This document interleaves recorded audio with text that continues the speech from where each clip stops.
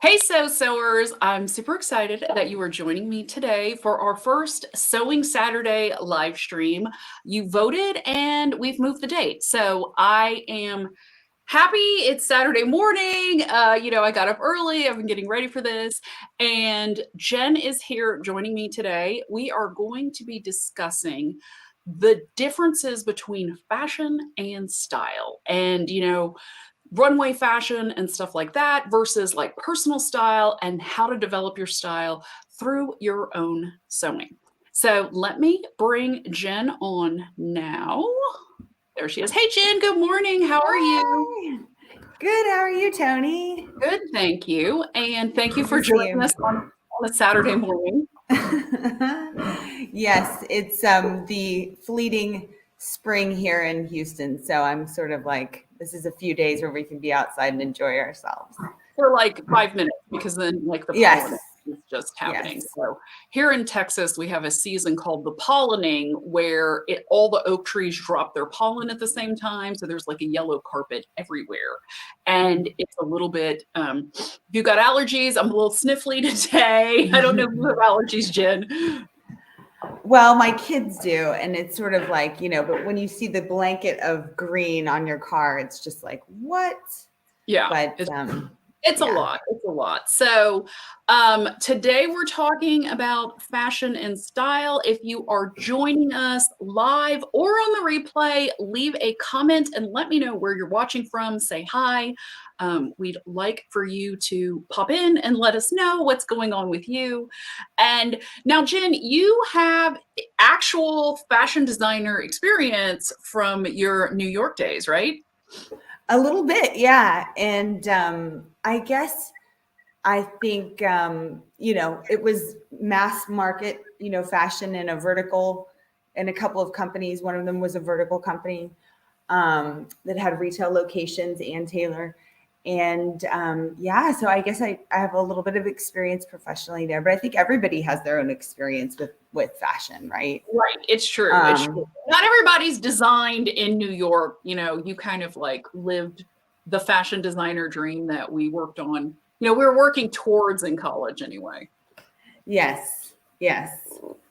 But So, what yeah. are your thoughts on the differences between like fashion and style, just kind of generally? Well, so, when we talked about this privately and kind of have had conversations about sort of where fashion is um and a lot of this to me kind of comes through the lens of my daughter, which is kind of the, sort of the next generation. And to me, it's always sort of what is the future of fashion? Because it's always sort of what is next when you're in the design world and kind of looking out for what's going to happen. And I see this kind of pullback, this dramatic pullback from runway fashion, editorial, and I think it's really I think it's social media has changed the landscape. I would have Um, to agree with you there because we didn't have mhm. influencers. Like back when we were in college and we were learning to design, I mean, we basically looked to Vogue magazine because that was kind of the be all end all. And I remember, like, whoever got the September issue, hey, Lee, thanks for joining us. Whoever got the September issue would like bring it to class and we'd all crowd around the table and like turn the pages like one at a time. And it was like, ooh, ah. And it was so Yeah. back then. And I don't know if it's because, like, that's when John Galliano was at Dior and, Tom Ford was at Gucci. And, it was kind of like the heyday of like the mid 90s kind of Hmm. fashion thing. And it just was so different than it is now. Yes, and I think at that time it was sort of like editors were making decisions on what to photograph and put in those issues, and what they chose to show would dictate how things kind of played out for the season. Certainly for those companies that were shown and those that kind of fell in line with those trends and colors and fabrics and everything. And so we're talking about Anna Wintour, all of those.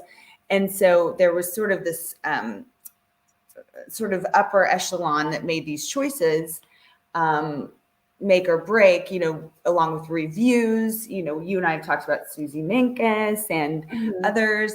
And so I think that social media has changed things so much, because now it's sort of like seeing seeing style photographed in a different way, not editorialized. And so, yeah, I think it's really changed things. And I rarely see runway photographs anymore shown. It's just sort of like the social media world is now that same editor that we had in magazines. Right. And I know that it definitely, my daughter has never even seen a September issue. I am sure of that. I really am. It's not like it used to be. I got a subscription to Vogue magazine because I was like, oh, let me see what the current trends are, who the up and coming designers are, because what we grew up with is not, what we learned to design with. I won't say we grew up with, but they're not really around anymore. And Yeah. like been completely disappointing. I need to cancel my subscription so it doesn't auto renew next year. And I'm just like, what happened? Like, is this just post-pandemic fashion? Have people run out of ideas? It's like, I feel, and let me know what you think, I feel like the last kind of original looking scene of clothing is like the 90s.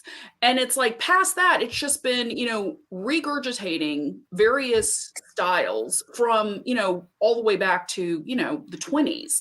And it's like nothing's really been that original since that point in time. Like I feel like, with Todd Oldham and grunge and Marc Jacobs, when they hit the scene in the 90s, that was a huge thing. That's when Tom Ford took over Gucci and like just made Gucci just so cool again. John Galliano was at Dior, and it was just like amazing, like the stuff that they were coming up with. And I wanted to ask you, who do you feel like, or what side of things do you feel like you related to kind of through that era?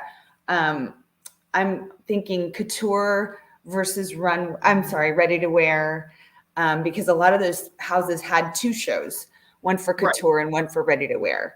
What was kind of really exciting for you, and really kind of made you pushed your own work forward? I don't, hey Brenda, thanks for joining us. I'm not sure when Vogue came out with leggings and holes in jeans at fashion. I think that was kind of, do you remember that, Jen? Was that in the 90s too? So yes, I don't know if Vogue showed it, but what I was going to follow up with regarding your statement about the 90s is that since then, I think in my opinion, fashion has kind of become more and more and more casual. And I was thinking in terms of jeans in the 2000s, where it became huge, huge business. And people wore jeans out at night, when I think before that it wasn't as common to see that kind of look. And then beyond that, it became, to me, that kind of sweats and kind of like athleisure. And so I would say that to me is the enduring sort of overarching trend that's happening now. And that, what I see my daughter and her friends being interested in wearing, they want a closet of Lululemon, and that's it. And sneakers. And so I think, to me, it seems like things have kind of devolved since the era that you're talking about. Yeah, and I don't think the pandemic's helped with that. I think that going for almost a year, and it's been kind of a strange thing. Back to your question about the 90s, who I was inspired by. I love John Galliano. I thought his work was great. I also really liked, that was my first exposure to like the Japanese designers, like Issey Miyake and Yohji Yamamoto and Rei Kawakubo with Comme des Garçons. I mean, like, I had never seen clothing as sculpture, and I think that's the thing that like the Japanese really do well, and it's kind of still endured. And that's why I love Japanese pattern books and Japanese fabric. It's like I just love the graphic sculptural nature of it. And so, I don't know that I mean, back then I was still wearing jeans and t-shirts because I mean, that's what I like to wear when I'm not dressing up. But as far as dressing up goes, my style is just very bright and colorful, and I like interesting shapes and silhouettes, for me personally. So, but I think Yeah. the pandemic's changed so much because, and I feel like Vogue and everything, they're just at a loss because I don't think people want to wear those kind of clothes, like you said, especially the younger generations. I would agree. And, I was kind of going, I don't know if I was just kind of, I don't know how this came actually in my feed, but I was running across some things from Victor and Rolf, and I sent you the story from CNN. And to me, it really illustrates sort of where runway fashion is right now.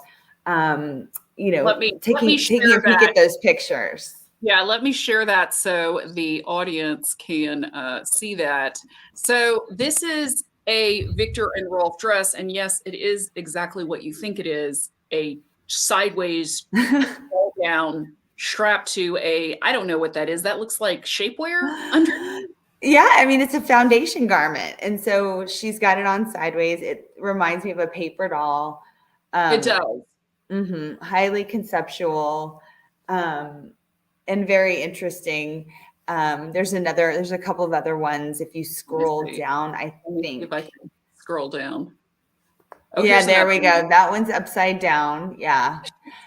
And I think Oh, that, to me, it's sort of speaking to um, the burden that fashion can kind of place on women. Several of the other shots within the show, they're carrying the gowns. And I think that it signals to me sort of what to me looks just like uh, over the top sort of abstraction and separation from that kind of style. I mean, there's nothing about it that says, you know,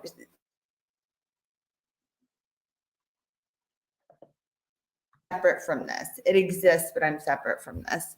And to me, I thought that was a brilliant show. And in truth, a lot of these companies don't sell much from their runway shows anyway. It's not a big, important revenue driver for most. And so they can be this conceptual. For Victor and Rolf, it's probably their fragrance business that drives their revenue. So, but the conceptual part of that show to me was brilliant.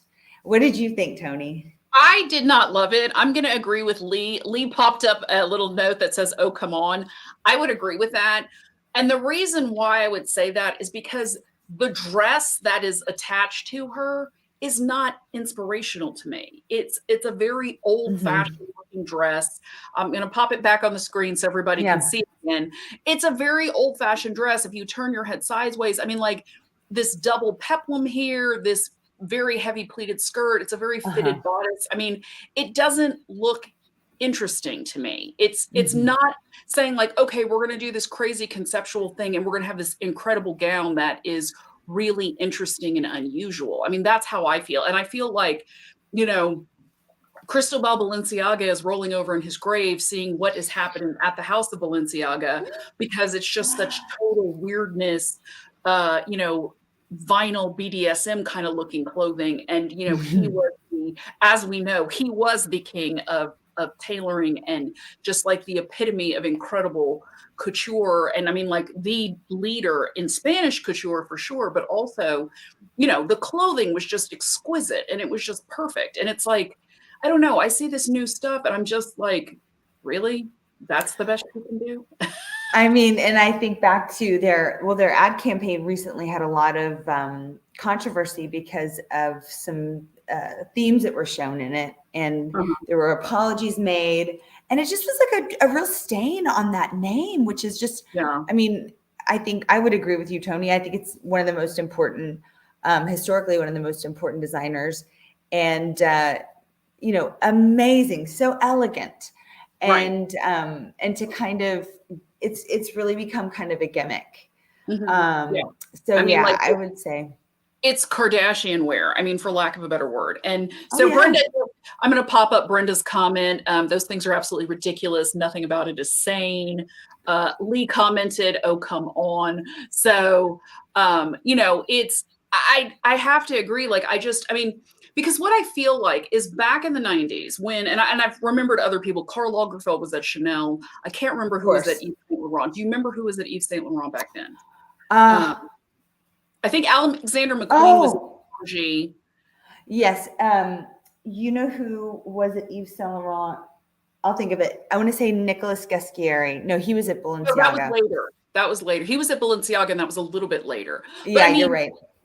it's one of those things where you're just like,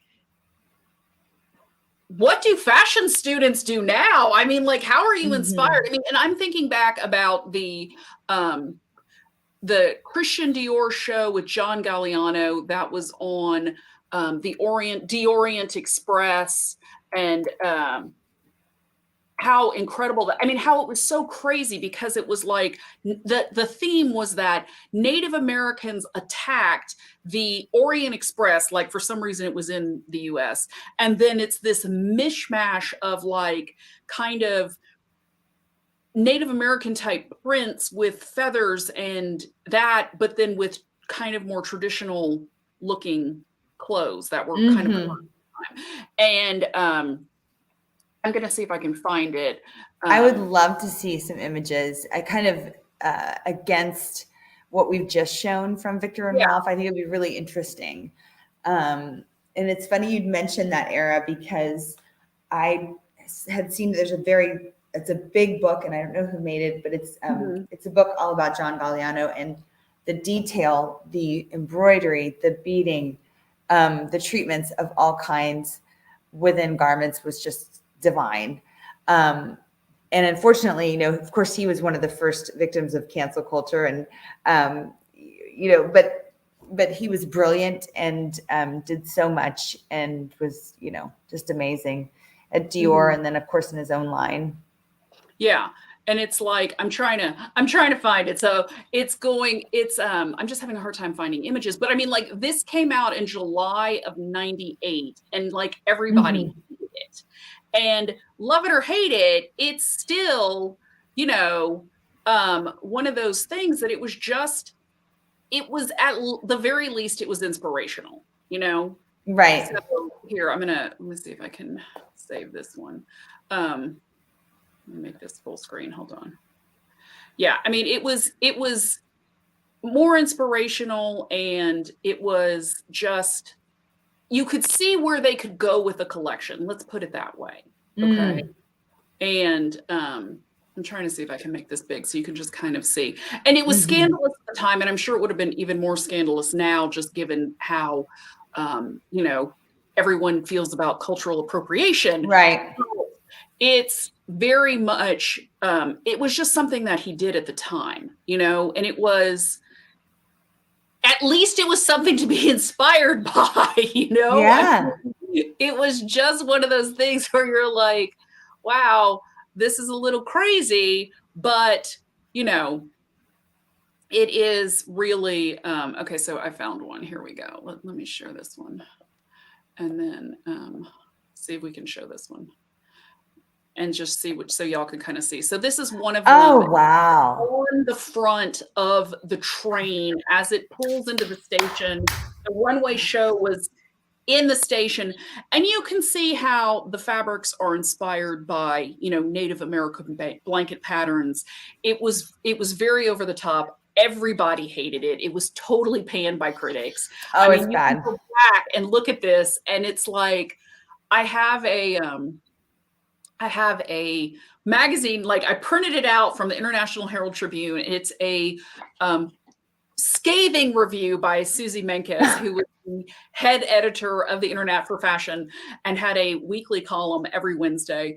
And oh my gosh, I printed it out because I wanted to be reminded that even John Galliano has a bad day, Oh and yeah. so I saved it. It's like, when you get into design, and especially when you're in school still, and you get those bad grades, or your professor doesn't understand your concept or whatever, it's nice to remember that even John Galliano can get it wrong on occasion. I'm not saying that, like, yes, it was total cultural appropriation. It was, that was not a thing in the 90s. And, it was just, it was one of those things that was just over the top, and just, at least it was this fantastic show to look at. And the clothes were couture clothing. They were translatable into runway with, like more long duster coats and these fantastic wraps and these beautiful kinds of prints and very colorful. And that's what spoke to me from the collection, and I just think and it's like his previous collection, which I remember because we were still in school. I remember we had to predict what fashion was going to be like in 1997, like what's going to be the big, and I got it right. Because in 97, Hong Kong went back to China. Prior to that, it had been British owned. They had a 100-year lease on Hong Kong. And I predicted like this whole chinoiserie, Mandarin collars, asymmetry with these, very sleek, traditional Asian kind of styles. And bam, that was John Galliano's, 97, spring collection that would come out in 97. So I guess it might have been the fall collection of 96, but it was for the 97 collection. And, that was another one where it was just the fabrics were incredible. And y'all know I love fabrics. So for me, colorful, gorgeous fabric and embroidery is like something that I find very inspirational. And I just see a complete lack of that in, fashion today. Yeah. And there's just no interest. My, a friend of mine who, is still in the business, very successful senior level, called me probably 3 or 4 years ago and said, it's over. Fashion is dead as a business. It is done. And like, I look at kind of where things are, and I think it's absolutely true for many reasons. Fast fashion is not good for the environment. Right. The next generation, Gen Z, Alpha, they are definitely not interested in adding to that problem. And the textile and fashion business is responsible for a ton of pollution and carbon in the atmosphere. And so tons of fabric in landfills. I mean, like literal. That's right. That's right. Because of the fast fashion. Yes. And luckily I've been one to kind of, when I buy something, I'm thinking in terms of like, I want to keep this for 10 years. I rarely buy something unless I'm in a pinch where I'm thinking I'll wear this for a season and it's done. But I think, and I think that the next generation just doesn't want to have as much stuff. They're not interested in it. The other side to it is the way retail has really taken a hit, and it's going to continue to do so. There are very few places to go out and shop for shoes, clothing beyond TJ Maxx and Kohl's. And I'm talking about for middle and kind of that middle class, every person kind of shopper. Yeah. And so I think that it's hard to get out there and see things. And then there's a lot of dissatisfaction once you buy something online and it doesn't work, it doesn't fit. It's so frustrating, so sad. And so, and that's another thing I was thinking is, do you ever buy anything that you find on Instagram or any of the social kind of platforms? I don't really shop anymore. Like, okay. I mean, that's so weird is everything I'm wearing, I have owned for, I don't even know how long, because when I shopped, I bought clothes that were very classic to go, like especially suits. So all my suits that I wear to court every week are classic styles. They're, and I have bright colored tops, like they're just knit tops, short sleeve or long sleeve tops to wear with them.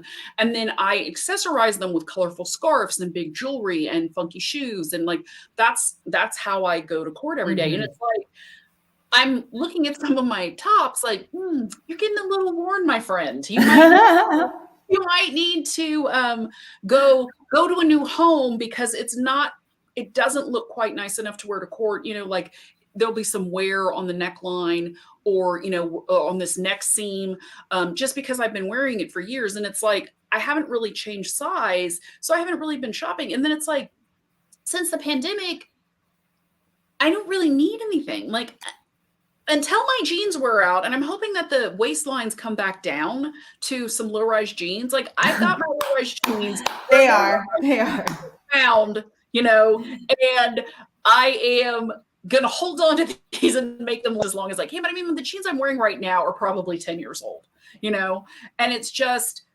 that's kind of, I think, how the pandemic's changed. I mean, a lot of people don't wear heels. A lot of people don't go into work every day. Once you do go into work, it's more casual. It's not like it used to be. And I just think that's so crazy. Like, I mean, I wonder about like Ann Taylor and, I'm trying to think of like Talbot's and like these, women's kind of professional women's clothing stores where you would go buy business casual or slightly more dressy business kind of wear. Like, what's happening? I mean, are they even, because I haven't been into one of those stores in, since way before the pandemic. And even when I did back in the day, I would shop outlets. I never went and bought from Ann Taylor full price or, Banana Republic full price. Like, I just didn't, I think that I haven't looked at other retailers, but I did check out Ann Taylor's, how many doors they have now for the Ann Taylor side, not Loft, but Ann Taylor. And it has gone, from when I worked there, it's down to 25% of the locations that were open when I was there. And I was like, wow, it really, seeing that number just really surprised me, but it kind of didn't. And I think that things are going to continue to change. I think people are thrifting more. I think they're also taking vintage garments and also other kinds of things and turning them into garments. So a one-off, kind of customizing things. And like, I mean, I was thinking back to like, what was the most meaningful kind of fashion experiences? What are the most meaningful fashion experiences that I've had in terms of shopping and acquiring things? And I can think of two that are the most recent, and both were small brands where they have, and one I'm thinking of in Santa Fe, and she has a store. She also sells at some retail locations.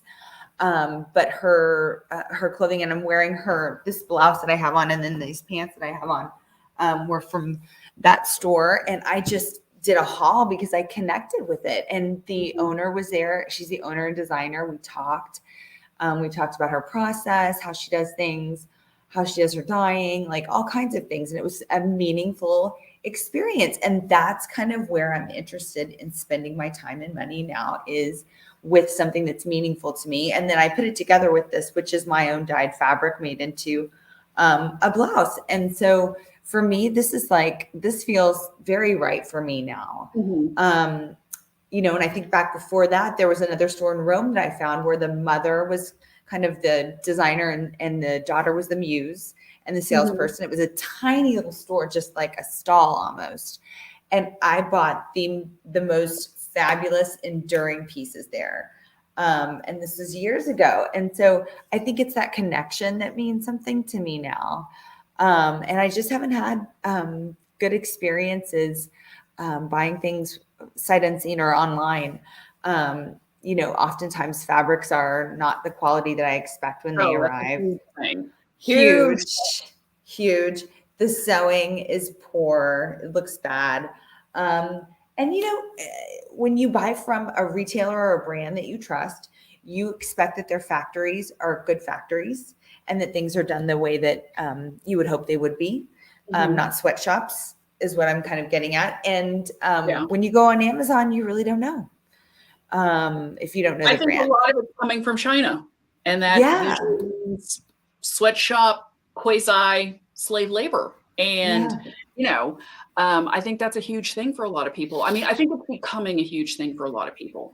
And I think when you're in a certain, kind of lifestyle that you can say, like, I'd rather not buy clothes than buy clothes that are made in a sweatshop or Mhm. possibly quasi slave labor. Then, that's just something that I think, and like being like, well, I don't care what label it is. I don't care if it's, whatever. I remember that, like, you know, I can't remember which labels, but I want to say it was a Spree that had like this. You remember Esprit Decor, like that was that Oh, huge label into the 80s and 90s. If oh anybody remembers yeah. Spree, pop it in the comments below. Um, Energy. I loved it. yeah, Oh my it was like a gosh. huge, it was very cool. And, I remember I had an Esprit, like it was a polyester button up top that was a knockoff of like the Yeah. Tom Ford Gucci. And so I was so excited when I found it at the outlet mall. And, so that's what, I was so happy about it. But I want to say that like in the late 90s, early 2000s, they kind of went away as a brand because there was this scandal about them having sweatshops. And I don't know if that's right. Do you remember, Jen? I don't remember that. And it was a lot of issues like that. Hey Anne, nice to see you joining us. We are chatting about fashion and personal style, and if personal style is the new king. And Jen and I are just kind of talking about that. We have a comment here from Rini, and she joined the live stream late, so apologies. Do we have a favorite night Ooh. to come back? What do you think, Jen? Oh gosh. I would say I bought some fantastic Christian Dior earrings. I wish I was wearing them now. And they're these kind of giant gold, sort of really bold earrings. And they are, to me, this whole trend of like more jewelry and bigger Mhm. jewelry. I'm loving it. Mhm. That's a great trend. There was also, I mean, I love like the flannel shirt look and It's in our DNA, I think. We don't have any way out of chokers. Oh my that. Yeah. gosh, loved it. What about you, Tony? I'm gonna agree with you on the flannel. I do love me some flannel. I think Yes. it's the age we are, and when we went to college, that was the thing. I mean, grunge kind of hit my senior year in high school, and I was Uh-huh. overseas, and I remember looking at magazines and being like, this is so strange. What is this? What is this weird Seattle sound? And then, you hit college. I started college in 93, and you're just like, oh my gosh, what's happening? This is so wild. And we both went to University of Texas, which at the time was the second largest college campus undergrad. And I think we had Mhm. 40,000 students undergrad back then. 40 or 50. Yeah. Yeah, 40 or Mhm. 50.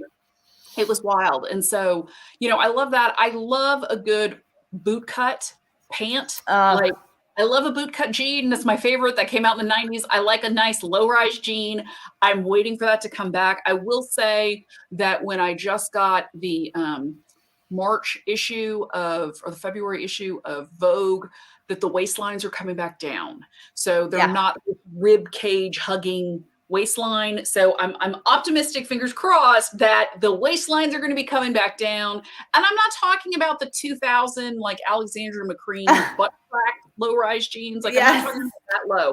I'm just talking like at my belly button or just a little bit below my belly button, because I have my waist to hip ratio has never been proportional. My waist is always smaller. And so my entire life, I've had to cinch in the waist with a belt until low rise jeans showed up. And then I'm like, oh, this is great. Like I don't have all this extra fabric around my waist because these pants are too high.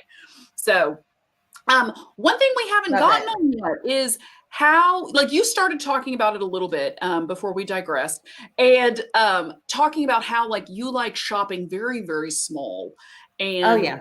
individual designers.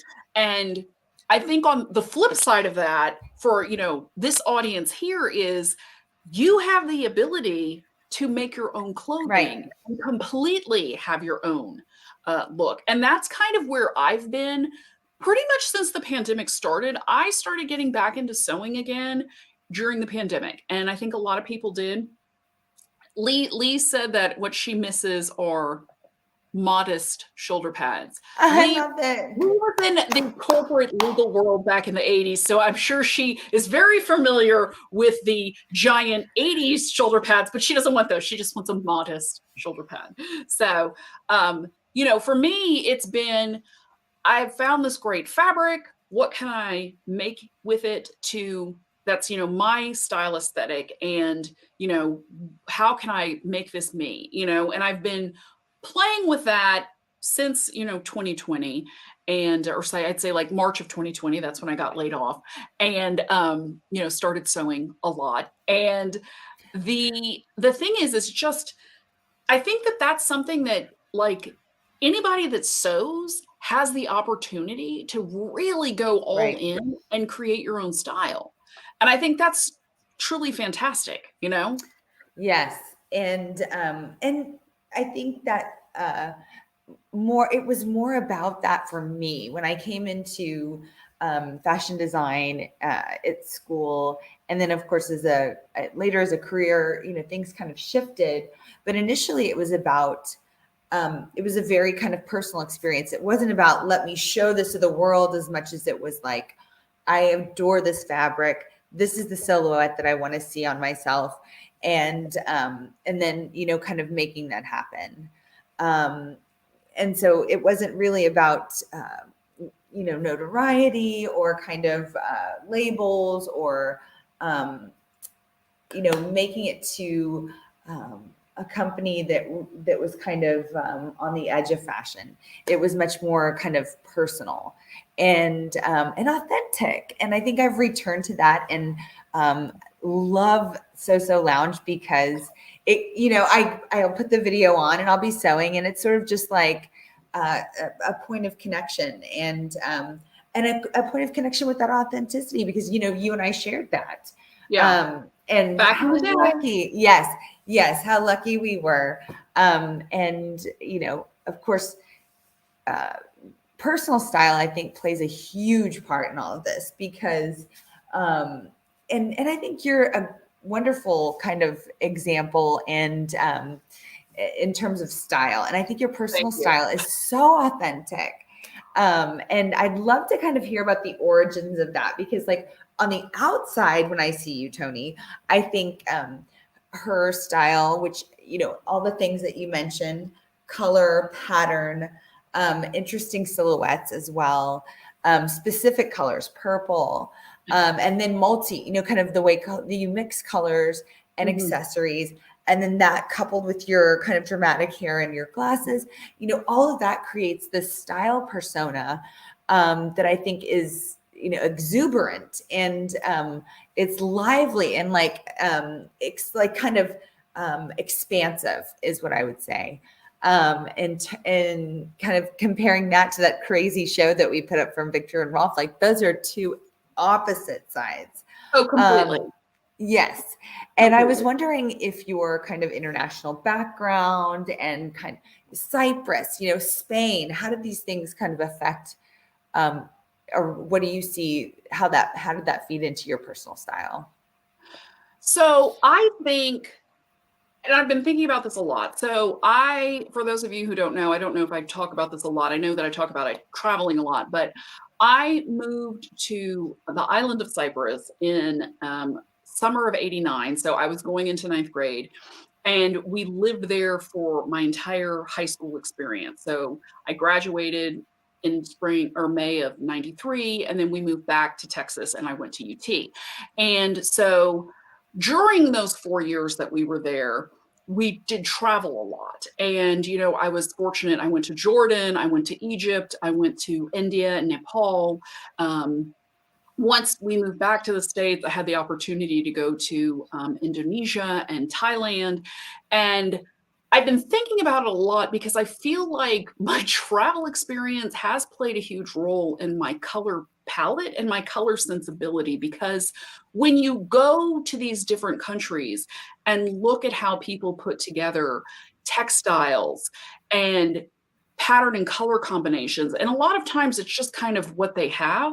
It's not necessarily I'm specifically mixing this pattern with this pattern and understanding the color palette behind them, or any, it's just kind of like it's what you have. It's like if you're wearing kind of quasi-traditional dress, or traditional textiles from Indonesia or India is a very good example, where they have a lot of embroidery that's just basic, that's just kind of ingrained in the culture. Everybody wears it. Everybody wears saris. But then putting the things together and seeing that and being exposed to that at a young age, when I was impressionable to it, and having the good fortune of being able to travel, because my parents like to travel, and they wanted to expose my sister and I to as many cultures as possible, and it was just something we did as a family. And I think that had a huge part in it, is just looking at that. And like even now when I watch movies, like last night we watched 7 Years in Tibet, and just looking at the textiles of the background actors, because it wasn't really what the main actors were wearing, and just being like, oh, look at that embroidery, or look at how, just taking notice of how they would combine prints in different colors, and just incorporating that into my personal aesthetic, because I do love mixing prints and colors. And like Jen said, one of the things that I've always done is I'm towards the blues and purple hues. So one thing I found is that when you like a certain color palette and you tend to buy things that are all those colors, everything tends to go together. And it's very easy to, put stuff together, because everything already matches, because I have this preference for a certain color. Now, that's not to say that I don't occasionally wear like I don't wear yellow, so I'm not going to pretend I wear yellow, but I might wear like it's a tough color. It's a tough color, and it doesn't look great with my skin tone. But it's like, I maybe like coral, or, watermelon pink, or like reds, or like colors like that I will wear those kind of more in the summer. But those are kind of like an accent. Like if I have a scarf that matches that, and then I'll wear that and pop that in. But for the most part, it's blues and purples and greens, and it's those cooler jewel tone colors that I just favor. And the good thing is that I tend to buy everything in those colors. And so you have seen that on this channel, is everything I tend to make goes together. And it's funny, because I'm planning a video with Grandma to show y'all how to make bound buttonholes, because it's a skill I need to learn. Ooh. Grandma needs to teach it to me, because she's been saying like, yes, exactly. She's been saying like, just make a bound buttonhole. It's not a big deal. It's so easy. And it's like, not if you don't know how to do it and you haven't made thousands like Grandma has. So I actually was going through some of my patterns and fabric, and like, okay, what has like 2 to 3 buttonholes? So I found a jacket that has 3 buttonholes. It was like perfect. And then I was like, what fabric can I make this jacket with? And linen is one of the suggested fabrics. And I have this gorgeous I'm going to grab it. I have this gorgeous turquoise colored linen that I bought at Leo 9 last summer, I want to say. And I was like, oh, that's just gorgeous. And then I just happened to have this on the table, and I was like, beautiful. Oh, that would look really great if this was the jacket and this is the skirt, and then I do the bound buttonholes in this fabric and make covered buttons to all go together. Super. So cute. I was like, oh, that would look good. And I've got the pattern right here. So let me show you. I want to see the jacket silhouette. So the jacket silhouette. It has these full bell sleeves. It has some gathers, not gathers. It has some darts at the neckline. It's a little bit boxy. It's belted in. And cute. So that is the idea. And I just kind of came up with that. And it's like, oh, I already have lady. Because, I mean, and I think that is a perfect example of kind of how your style represents to me. Yeah. I'm thinking back to the other episode, or the other,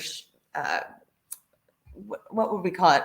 The I guess you'd say episode, when you had all of your items from this past year on one rack.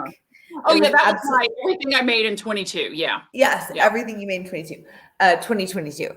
And it's like there is nothing boring, sad at all about that rack, or even kind of neutral. It's quite exciting, even just all the way across. And I think it inspired me because I thought, there is no reason I should spend my time sewing something that's boring. Even or that you don't love. If you don't love it when you're never going to love it to wear it, And so I'll leave the boring to someone else. If I need some neutral pieces, I'll do that. I'll buy them. But when I'm sewing, I'm going to bring the joy in, like you do, and kind of, with color, with, velvet, with trims, all these things. And that's where I want to spend my time and energy now. So No, it's true. So I just popped up a comment from Brenda. I'll pop it up again because Jen was talking. I didn't want to interrupt you. And thank you. I'm so glad you enjoy my stuff, Brenda. I just love mixing and matching. That's just my personal.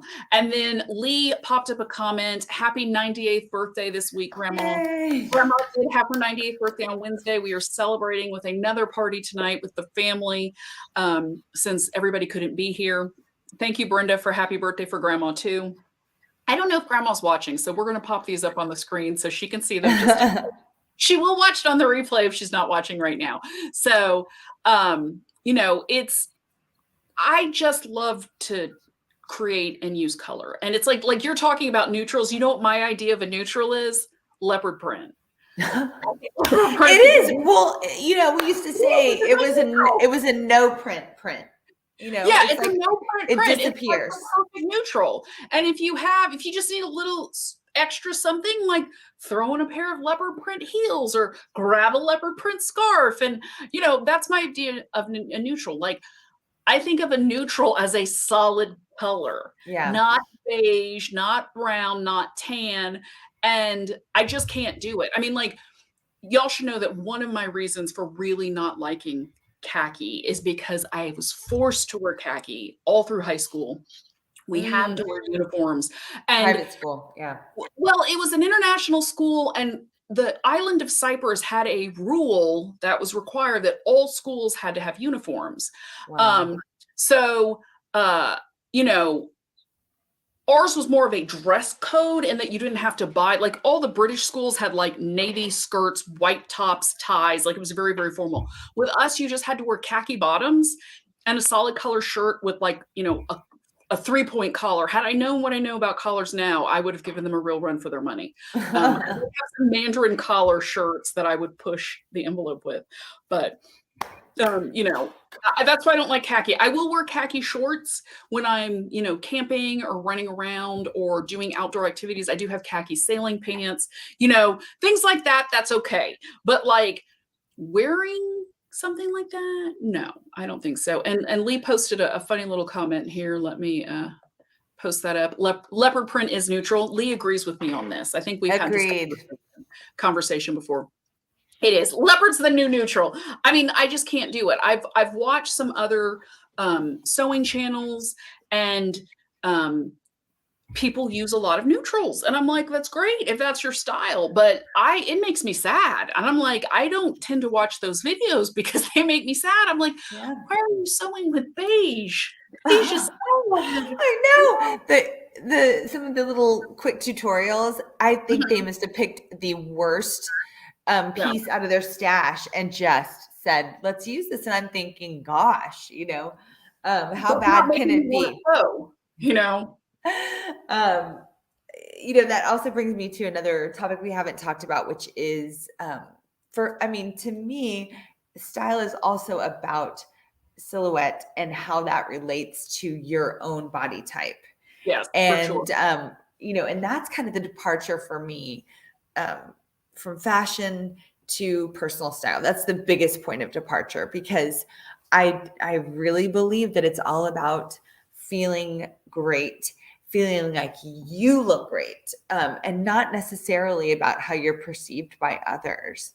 And also just, kind of dispensing with fashion trends and focusing on what it is that brings you happiness and makes you feel attractive or professional or whatever you want to feel. And so I think, I do think that fashion is dead in that sense. And now it's a time to kind of move forward with what makes you feel fabulous. And it took me a while to kind of, a maturity kind of, to understand what looks good on my body and what I feel most comfortable in, and then just embracing that. So to me, that's what personal style is about. Yeah, and I think it's also when you can sew, even if you're just starting out sewing or you know you're new to sewing or whatever, you still have the ability to find silhouettes that fit your body, that fit the way you want, because that's another huge thing with sizing. And pattern sizing is its own animal, which, you know, is based on, you know, this study that they did back in the 40s, you know, and 30s and 40s. So right out of the Great Depression, when women were a lot smaller because they were undernourished. Right. You know, that's what the sizing is based on. So go by measurements, like always go by the measurements on the pattern. Do not go by the number size. But then even between, like in ready to wear fashion, different stores have different sizing, and you have to figure out like what works best with you. Like just for an example, Banana Republic tends to have very long, has long lines. So my sister, who's, you know, tall, she never has to worry about a skirt being too short or a dress being too short or pants being too short, because they design a little bit longer. Whereas on me, it's always like, that's just like that much too long on me, you know? Oh, thank you, Dale. Dale just popped a nice comment in. Thank you. I'm glad you love my videos. Feel free to watch the replay. Let me know what you think, if you have any thoughts. And likewise, anybody that's watching right now, if you haven't popped into the comments, pop into the comments, say hi. Let us know what you think. If you're more personal style, which is I think what Jen and I are at this point. We are team personal style, not team couture fashion. And we just love to hear from you. So pop it in. And, you know, I think that being able to sew and say like, you know, this style looks good on me, and now I can reproduce this specific look. Like once you get the hang of sewing something, you're like, oh, I really like this. I'm going to make this and change up, you know, the sleeve length, or change up the buttons, or change up, you know, the fabric choice. And you can get some very different looks by just doing those things. I was watching a video the other day, and it was talking about ways to change up patterns. And she's like, add length. That's one way, you know, add length, or add length at the bottom, because that changes the whole look. Add length at the top, like you can turn a pair of pants into a jumpsuit, you know? You know, it's funny you mentioned this, Tony, because that's exactly what I was doing this morning, is recutting a dress, the shirt dress that I lost in my house somehow, and then subsequently found. I'm recutting it. And now, so it was a button front shirt dress, but now I'm making it into a very bold print. And so I took away the seam from the front of the skirt, so it's closed in the front, and you step into it. It still has a shirt look at the top with the buttons, but like just, I mean, that was a minor pattern adjustment, not huge at all, minor. It didn't take me long at all, and now I'm recutting it. Of course, it's a challenging matching situation, and that's what I've been working on, but I think I've got it handled. So I'll have to show you the original and then the new one in the big print. For sure. Yeah, and the first one looked great. My friend was like, "Oh, that's a great dress. Where'd you get it?" And I was like, "I made it," you know, and that feeling is so wonderful. And she was like, "Oh my gosh, you need to sell these." And I thought, no. Not interested, but I will make her one.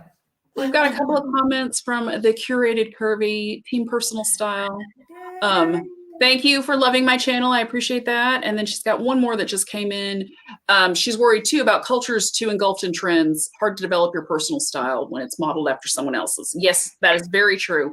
And the other thing I will say is that when you and Brenda just popped in. She's also, hold on, I don't know why there we go. Personal style. Yes, for the personal style. I agree. It's the way to go. So I think the other thing that you have to keep in mind is sometimes the current patterns are trending towards what, has been kind of like the runway look. So I know that in the Yes. last 2 years, it has been quite the challenge to find pants that are not high waisted because, y'all know I hate that.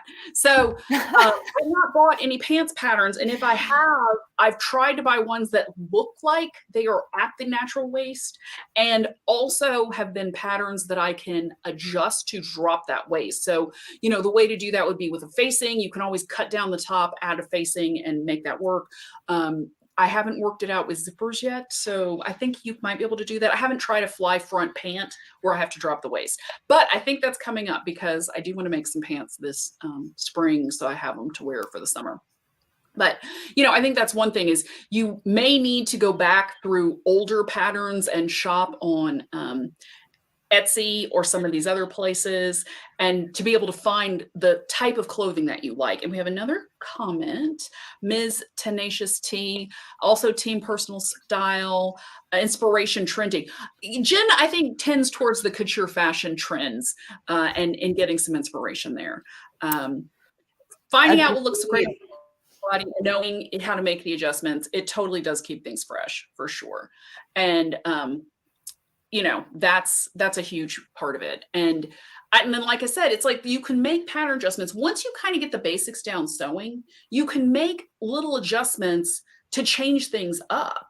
And there's no rule that you can't. So even though it's not part of the original pattern, doesn't mean it's not something you couldn't do yourself.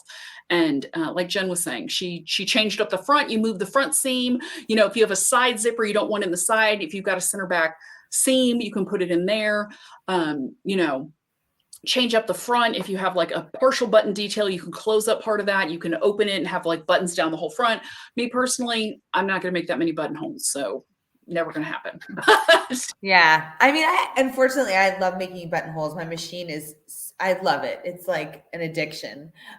You can put the button onto the screen and find the size, and it's so easy, very automatic, but I used to detest buttons.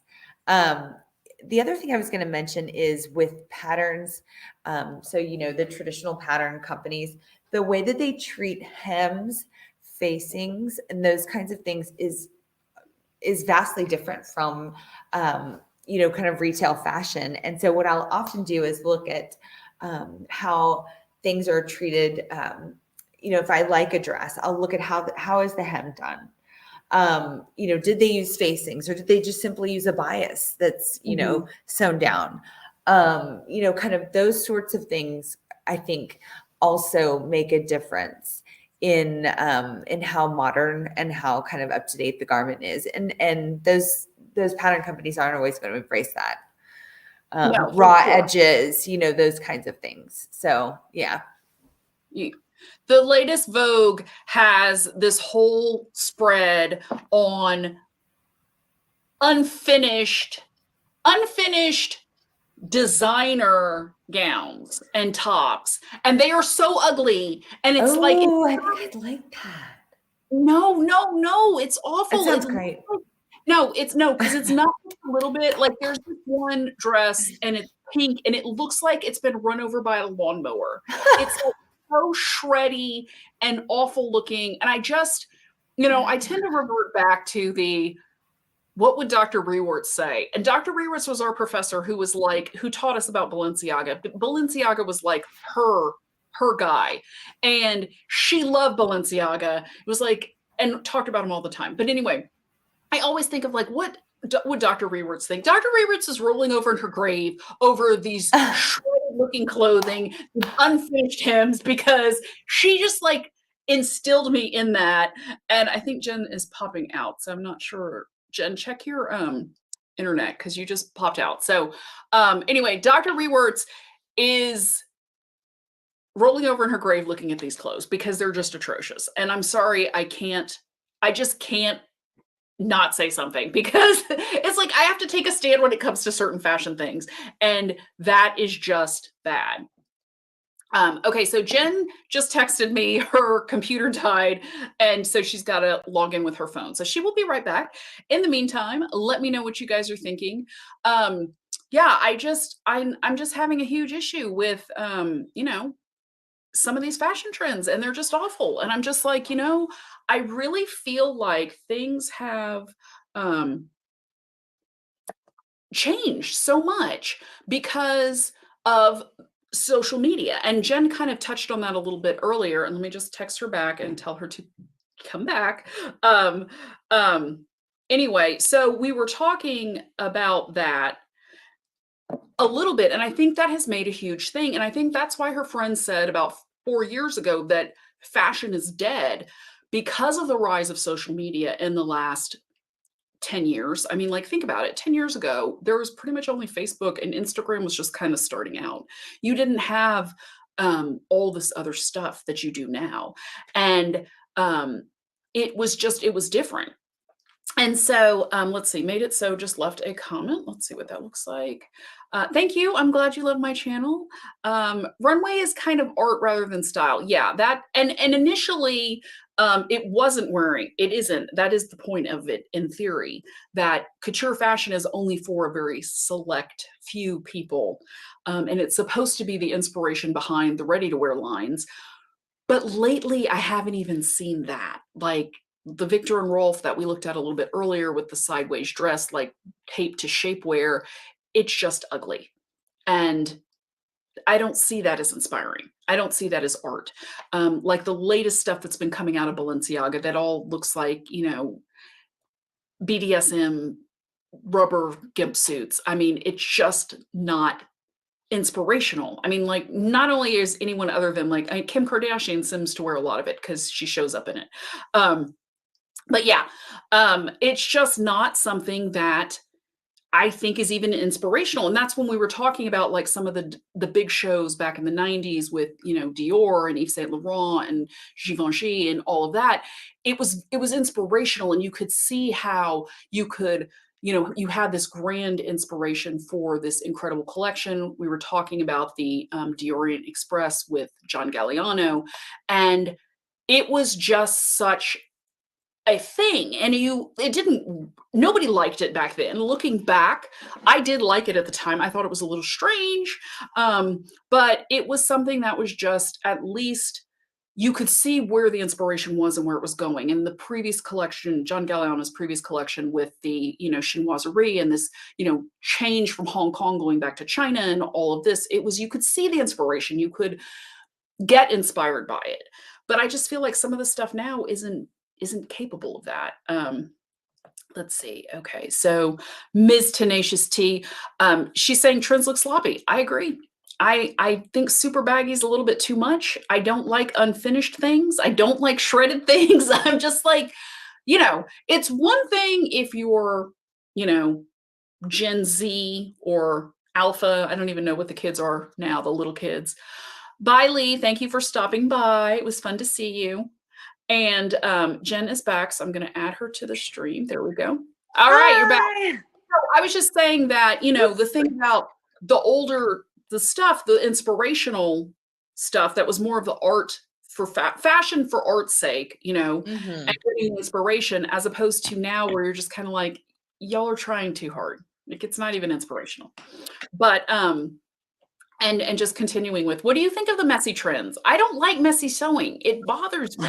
I love it. I'm the voice of like the messy person. So I was thinking of, and I don't know if you can see this, but this is the edge, and this is Leo 9 fabric, which I absolutely loved. I put this band on my blouse, and it's got it's just a raw edge, and it's like, you know, to me, it's just the way that I feel comfortable. I love a raw edge and unfinished and kind of unkempt, and it makes me feel more comfortable. I don't know. It just it appeals to me, and it feels more comfortable. It also feels like I'm not trying so hard, you know. That used to be one of my kind of rules in terms of getting dressed for going out, especially to things like art gallery openings. The less I looked like I tried, the better it was. Now, was this when you lived in New York? So it was a whole different scene. Yes. Yes. Okay. But unfortunately so for my cool. She Texas was neighbors, trying to I look still like- carry that over, you know? Yeah. You were so cool. You were trying to not look like you made any effort to look cool. I guess. But yeah, I mean, and I think that to the fashion, the focus of where, or not focus, but where fashion trends are coming from is much more West Coast than it was, you know, back then. And, you know, California style is, of course, very, very down tempo, very casual, soft, often kind of tactile and, you know, layered sneakers, all of those things. And so to me, it just kind of, it's more in line with kind of how I want to live now. So yeah, I love a raw edge and an unfinished ball gown. So I've got to see this spread that you were talking about. I will save you the magazine. I have a stack of Vogue magazines for you, so you can read them too. That way I feel like I'm getting more out of my subscription because I save them all for Jen and then give them to her when I see her. Wonderful. I'll make Kenzie, my 14-year-old, take a look at one. She's going to be like, what is this? Is this like time capsule? I don't understand. Why isn't this on why haven't I seen this on Instagram?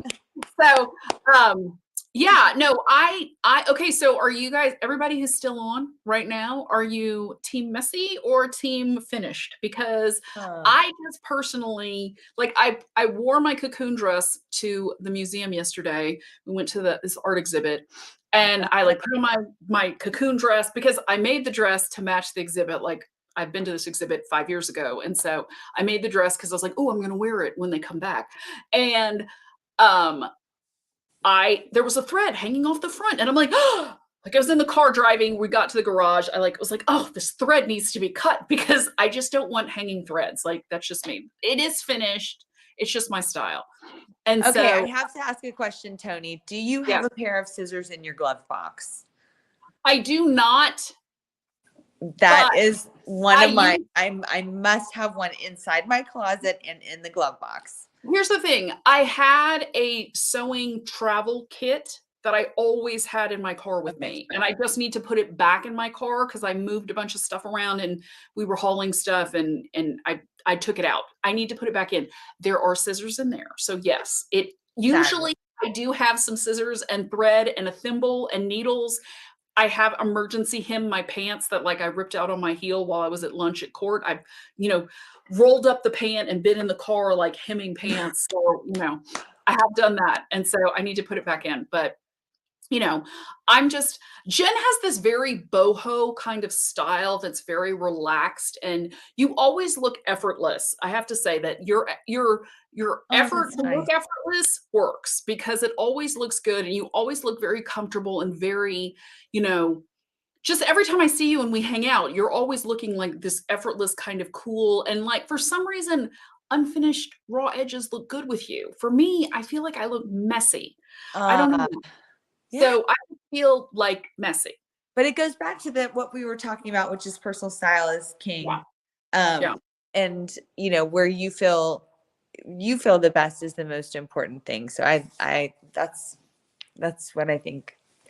So while you were gone, getting relogged in, we were kind of talking about how social media has made this huge change and how this influencer culture has made a huge change in the way that style is and fashion is even projected. Because I think that a lot of these influencers are working with, even if they're working with a company that is more of a brand, they're doing their own take on it. And I think that is what is the new trend is like, even if if somebody is an influencer for, I don't know if this is real or not, Banana Republic or Ann Taylor or something like that, which I haven't personally seen, so I might just be making this up.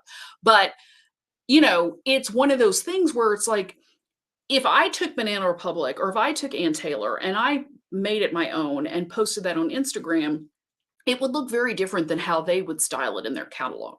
Right. I think that's another thing is just mixing your personal style with something and then putting that out there for the public to see. And it is more real, much more real.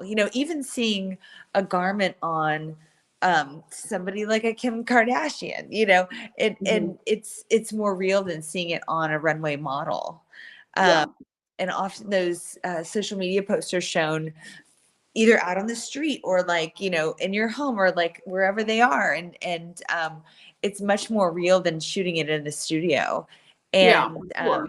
it kind of reminds me of Bill Cunningham on the street, which was Mhm. the New York Times. And he photographed women, and sometimes they were in, high-end fashion and couture on the street. And seeing what that looks like. I mean, it's like another dimension of Oh how yeah. the clothes can be represented. And then sometimes it was just like, some trend would emerge. I mean, that was really what it was mostly. He would find some trend that kind of emerged, and then it was a range of designer to street style. Mhm. And that's kind of where I used to find the most inspiration is Mhm. are those kinds of representations, which is actually closer to the social media landscape and how things are represented now. I think Um, so. yeah. So, So Brenda left a comment that she's team finished. Good job, okay. Brenda. Team finished with Tony, not team unfinished with Jen. But yeah, I actually, so I have to share the story. I had a client show up late to court about 2 weeks ago, literally rolled out of bed, did not brush her hair, did not take off her pajamas, just threw on her fuzzy slippers and came to court like that. And she was out in the hall, and I And was like, slippers. slippers, fuzzy slippers, the ones with the rubber bottoms, like the hard plastic bottoms. So yeah, fuzzy slippers, straight up PJs, her Mm, t-shirt that she slept in the night before, and hadn't even brushed her hair, hadn't washed her face, like nothing. And I was just like, wow. oh, okay. I mean, I guess you just 2:30 in get the morning. there and that's fine.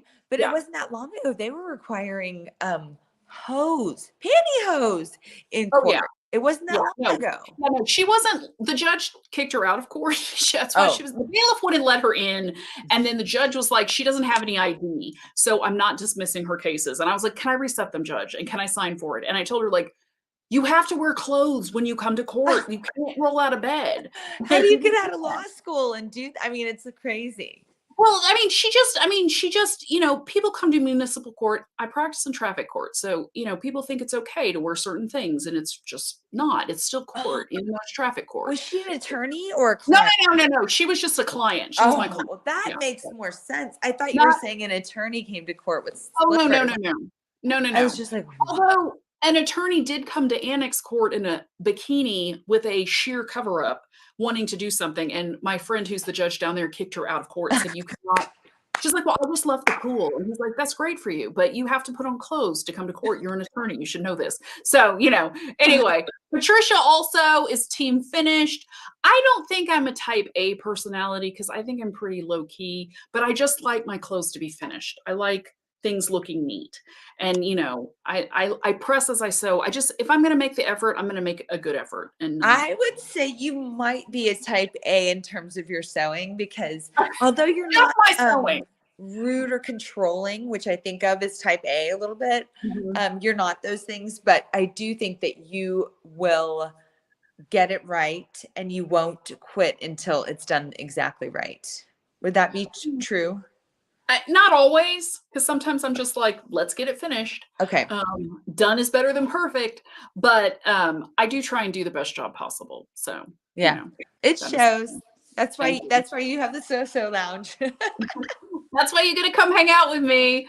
But no, so I mean, what do y'all think? Do y'all favorite personal style? Do you like making things that you wear? I mean, I have to say, like when Jen was saying that, she told, like, where'd you get that dress? Oh, I made it. I wore a jacket that I made back in September.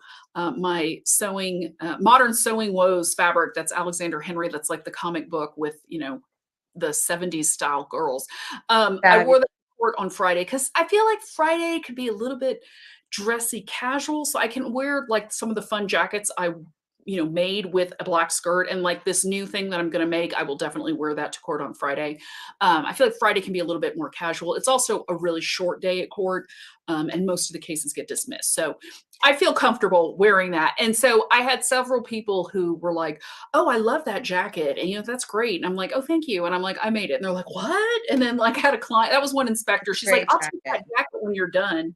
And I'm like, "Thank you." But you know, it's just the best thing. I love it. I love wearing something that I made and be like, well, yes, thank you. And I have some little So Lounge labels that I sew into all my clothes. I need to go put that back in everything because I got them after I'd made like half of the clothes from last year. Let's see. What did Patricia say? Patricia says not rude or control. She just likes her things finished. Ends woven in crochet, knit, etc. Yes. Yeah. So I think being type A when it comes to construction of whatever you're making, if it's knitting or crochet or sewing, I think that's one thing. Nobody wants to admit they're a type A in reality as far as reality goes, right? So what else were we thinking? Wearing stuff you made is the best. And then it's like it's another way to just do your whole personal style thing, you know? It's like I'd rather wear clothes I made. Like tonight we're going to dinner for my grandma's birthday, and I'm like, what have I made that would look good at a Cuban restaurant? I know you've got that. I know I've got something. I know I've got You've something. got that. I've got it for sure. I would love to hear in the comments if people want to share what they're working on right now. Just a mention, and we can read if we can read that out because I'm curious. Straight up type A. Love it. So yeah, like Jen said, if you want to share what you're working on in the comments below, we would love to know. I am between things. I have not finished this top. I'm going to lean out and roll this over. Let's see it. I have not finished this top. Print. No, the pattern is from the Everyday Style book, and I'm really not happy with the patterns. If anybody's used the Lotta Jansdottir Everyday Style and is not happy with the patterns, let me know because I feel the same way. You did salvage that dress slash, well, that's this. That's this. I cut an inch out of the pattern when I made it, after I did the dress. And then I have since taken in another, I'm trying to see how much, I think I've taken in another 3/4 of an inch out of the side seam to make it wearable. So we'll see. It looks like you could when I saw, but you had improved it vastly. I'm tired of having to spend that much work on something and risk my fabric. So let's see. The Curated Curvy has a comment. She makes 90% of her clothes. That is awesome. Oh my gosh. Yeah, like bravo. That is awesome. I do not like shopping either, you know? Even if my budget would allow me to go shop somewhere fancy, I still don't think I could justify spending that much money on something, especially when you consider that like it might not fit quite right. So I'm totally there. I wish I could get to 90%. I do wear suits to court though. So making suits is like a whole nother kind of thing. Yeah, you know, it's a lot. I'm gonna make some tops to go with my suits because as mentioned, some of them are wearing out. I'd like some new fabrics to just kind of mix it up a little bit. I did use the jade pattern from Made by Ray, which I do like, but I'm going to modify it and make my own adjustments to it because it's a little bit too long for me. I don't like a curved hem. I want a straight across hem. And then the neckline is a little bit too boaty. I'd like it to be a little bit tighter and round because where it is now, if I move around or if I wasn't wearing a jacket, you could see my bra. Yeah. So, which I'm not a fan of. Okay, let's see. Let's see. Patricia said she is on her third attempt at Simplicity 9011. She can't get the neckline right, but just saw to fit the front first and then the back, and it will work out. Yes, for sure. I'm gonna pull up. I'm gonna see what Simplicity 90. So it's your third time to make it. You are determined. I've done twice. Oh, that's the knit dress. Yes, I am so there with you. I do love that dress. I was like, that pattern number sounds so familiar. Can you show it, Tony? Yes. I just closed it. Hold on. It is the knit dress pattern that I made my purple knit dress out of for traveling. It is a good pattern. You will get the hang of it, Patricia. Here's my tip for you, which I learned from making the knit top. Use a piece of interfacing, just like knit interfacing about a 1/4 of an inch, and sew that onto the neckline before you put the facing on. That is going to make a big difference. Like a stay. Help you not stretch it out because that made a huge difference with the Made by Ray, and it's not anything special. Just get a yard of knit interfacing and just cut it to strips. Yeah, and that's it. So iron it on around the neckline and then put it on the little neck facing piece, and I think that's gonna make a huge difference. I'm gonna try that when I remake it. Let's see, Ms. Tenacious T has a comment. I don't know what a Lutterlow kit is. Ooh, Oh, and a jumpsuit. Well, that's a challenge. I want to Maybe see this one. that. Yes, I would love to see that too. I don't know if you can post pictures in these things. Maybe next month when we come back, you can show us what that looks like if I can figure out how Yes. to I'm share gonna look it pictures. up. Yeah, for sure. And so props to that. I don't wear jumpsuits. When I was a little kid, I had to wear some, and I didn't like them. I always felt like the waist to crotch ratio was like I felt like it was always like not comfortable. But I love a jumpsuit. I am a jumpsuit person. you Um, totally are, man. yeah, Totally. and I think I enjoy them more than like they look great. I don't think they look as good as how they feel. Like it's just such an easy thing to just pull it on and go. And I love that. They also tend to do pretty well. Like my torso is the right length. And the key to jumpsuits is always kind of as you were mentioning, the shoulder to crotch needs to be correct for you. And so I would recommend making sure that the pattern is that the pattern suits you in terms of that length, body length. Yeah, and she just put a note. It's Lutterlow's a pattern drafting kit. Good to know. I will have to go look into that, see what that looks like. Curated Curvy commented that she just finished a 1990s Butterick capsule pattern. I'm gonna have to check that out. I might have it. I do have a lot of 49.28. What was the number? It's 49.28, she says. Okay, let's see if we can find it. I want to see that. Work your way through the entire capsule. Love it.